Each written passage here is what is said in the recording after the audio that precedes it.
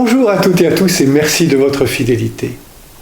Jésus ne veut pas laisser ses amis les disciples dans le doute en ce qui le concerne.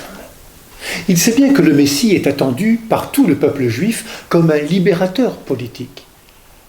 Mais Jésus, qui s'inscrit dans notre humanité en s'y révélant pas à pas comme Messie, ne correspond pas au profil qu'ils se font de ce Messie sauveur.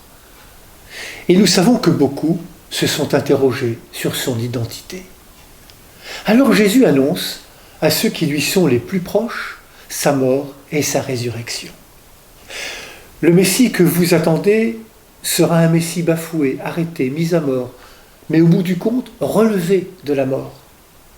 Ces incompréhensions, ce mépris et parfois même cette haine, Jésus les accepte. Il les vit. Les vivre pour que l'amour qu'il incarne soit vainqueur et vainqueur de la mort même. Son royaume, qui commence ici, sur cette terre, là où chacun participe en payant l'impôt, dépasse ce monde. Il en est son accomplissement dans l'amour.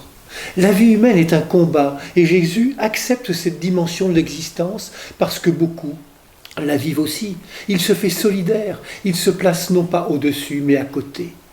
En payant l'impôt au temple, Jésus montre qu'il est profondément incarné. Et pourtant il est Dieu. Il est pleinement l'un des nôtres. Ainsi doit-il en être de notre Église, pleinement incarné et proche, tout en portant un trésor qui la dépasse, l'Évangile. Nous, les disciples d'aujourd'hui, osons en Christ ce chemin d'humilité. Bonne journée à toutes et à tous, prenez bien soin de vous et des autres.